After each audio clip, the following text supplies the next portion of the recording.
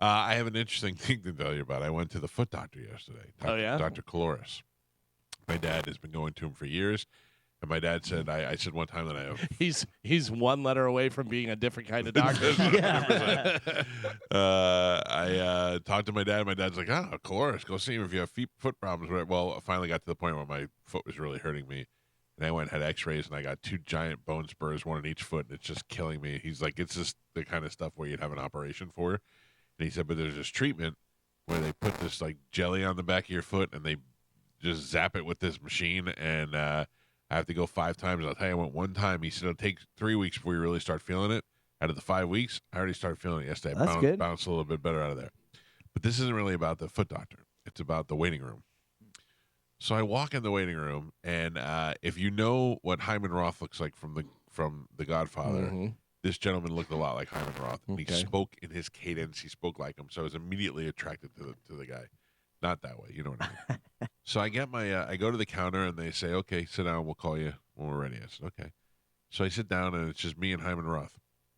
And he looks up at me, and he goes, I don't know the guy, and he looks up at me, and he goes, how do they expect you to remember all the dates that you got the vaccine? And I look at him, and I go, I just make dates up. And he goes, you make them up. And I go, I do. What do they know? They're not going to read this. They don't care. And he goes, I like that. And he goes, I don't remember the answer to any of these questions. And I said, well, I know you're not pregnant. And he said, that is true. And he goes, not a tobacco smoker? Are you? And I go, nope, never have been. He goes, I couldn't give it up. And he goes, so I never started. And I go, me too. We have become best friends. In my mind, after the foot doctor appointment, I'm taking this guy home with me. He's got to be like 85 years old. I'm taking him home with me. He lives here now.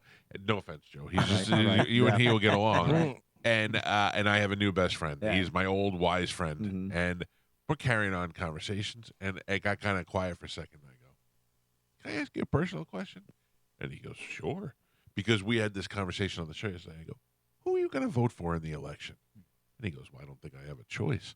And I go, well, you actually do have a choice. And he goes, well, my choice is between 2 people. Neither one of them I really think. I go, that's what we were saying. He goes, but out of the 2, I 100% have to vote for Trump. And I said, you do, 100%. Why? And he goes, well, because 4 years ago, or whenever years ago when he was president, everything was much better than it is now. He goes, we're in a position now where he goes, nobody has money, there's immigration that's carrying on. And he was like, oh, yeah. So then we got off on a tangent on politics, which was okay because I started the conversation. And then I am like, this guy is the grandfather that I no longer have. I didn't really know my father's father. My mother's father it died when she was young. And my grandfather Willie just passed away. This is my new grandfather. This guy's coming over for Thanksgiving. I'm going to introduce him to my in-laws. Gonna have to fight Joe for your love. Yeah, that's right. I mean, this guy was everything about him was great. He was dressed nice, and I I almost went, I love you, Grandpa. I love you.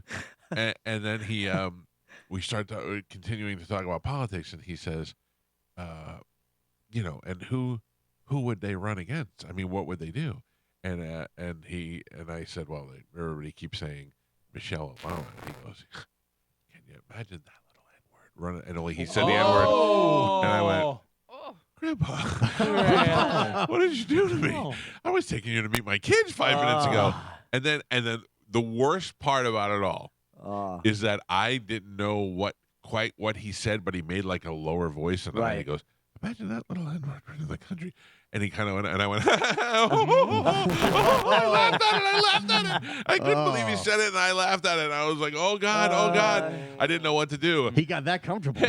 And then John Quinones comes out. What would you do? Yeah, I didn't know. Grandpa used the N-word. No, you laughed at it. Oh, my This is God. Mike Calta, everyone. He laughed. Cancel. Yeah.